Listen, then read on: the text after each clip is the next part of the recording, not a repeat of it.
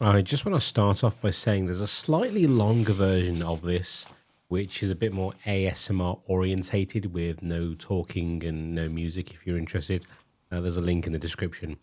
But for this is the voiceover version. And let's start by talking to you about what you see here, which is, and I had to look this up, an EFP30 closed cell cross-linked polyethylene foam sheet. At least it was a sheet when I started. It was 2 meters by 1 meter, and it's very light and it's somewhat easy to work with, apart from the fact that it comes kind of like folded or in rolls sometimes. So you have to like take extra time to get a heat gun, flatten it out, ready to work with it. But the pieces that you see here have been designed and cut out on my laser cutter. So the main bulk of it is a 15 mil thick piece of foam, and the leather that I tend to work with ends up being around about 6 mil. So then I just use 2 thinner 5 mil sheets or 1 10 mil sheet, depending on what I have at hand, to fill the gap and like raise it a little bit. I found that doing it this way was much more satisfying to work with as a consumer, just because it looks nicer than the way that I had originally planned, which was just by having 2 sheets of velvet foam sandwiching everything together, that things then could like rattle around. And there's something to be said for being able to have an item that fits perfectly inside of packaging. I don't know, that just excites me in a weird way. So that's why I went down the route that I went with. Now you'll notice that as I'm working with it, it'll sometimes pick up like my finger marks on the surface. I found a really neat trick to solve that problem is that when I come to put the last pieces in the box, I just go over it with a heat gun first of all, and those marks tend to go away if you give it a gentle pass. But here I'm sticking on the labels, which tell me what's in the box. I did it in a kind of like a checkbox system, so I don't have to write anything down. I just put a little dot inside of boxes. So what we just saw there was me packing the Fate range. This one is the Zodiac coin set that I currently offer.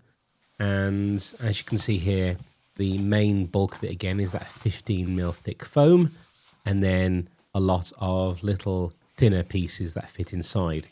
Now the trick here is that the small inserts are 1 millimeter bigger than the hole. This means that I can press fit them in and they don't fall out. I was racking my brain for weeks on how I could easily and quickly glue them together or tape them together, and it was just adding so much time onto the packaging process. And then when it occurred to me that I could just press fit everything into place, it just made the whole process much smoother. And also when it comes to recycling, depending on what the customer wants to do, they are free to easily recycle all the parts without having to rip things apart. And yes, I did look into this. EVA foam is a type of plastic that can be recycled, so that's somewhat of a bonus.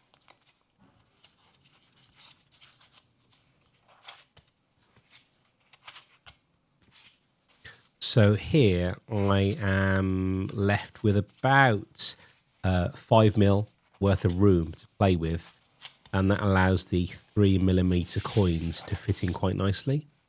Oh, and this doesn't normally go in brass sets, but the certificate of authenticity that I just test fit in there to show you as an example is something that I include with all of my leather pieces to say that it's a genuine article that I made.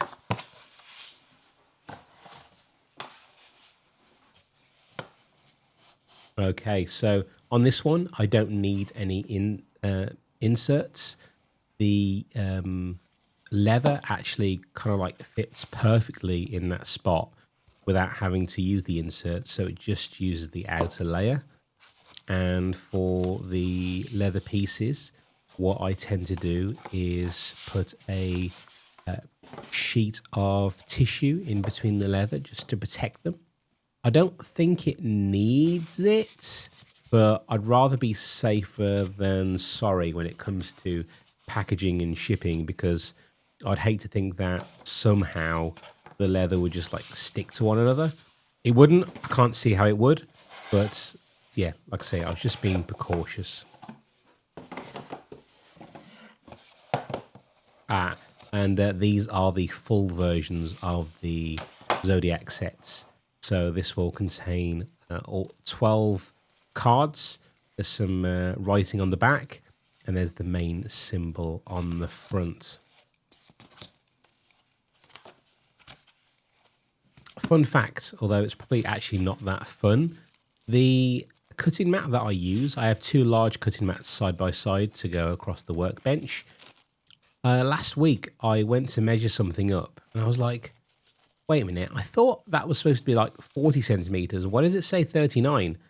So I got a couple of my rulers, and I remeasured everything out.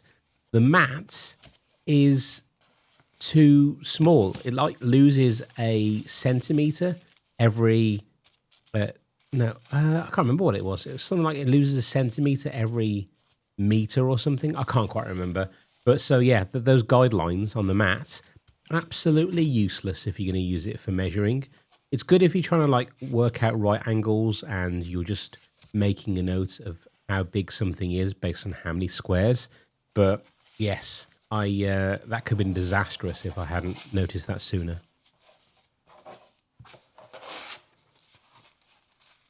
I always find working with the little bits of tissue paper that I cut out is such a pain.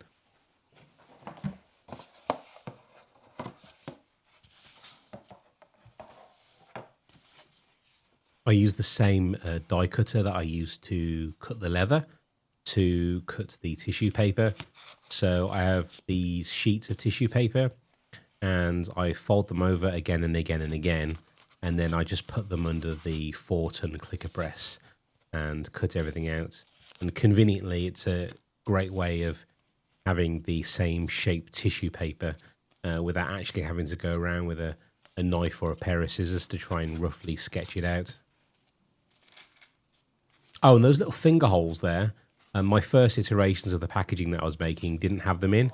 And again, I kicked myself on that one. So now I ensure that there's a little 2-centimeter hole next to all of the items, just to make it easier for everybody to grab out what they need to. This is the Zodiac Circle. So in this example, I am inserting the leather piece in. The other slot is for a custom brass coin, which, because I've not had any custom order through yet, there's nothing to put in there. And the other slot is for a letter, a little thank you note, if you will. So that explains why that is that. Unfortunately, the circle doesn't quite fit inside the A5 box, but I didn't want to sacrifice making the leather piece smaller just for my own convenience.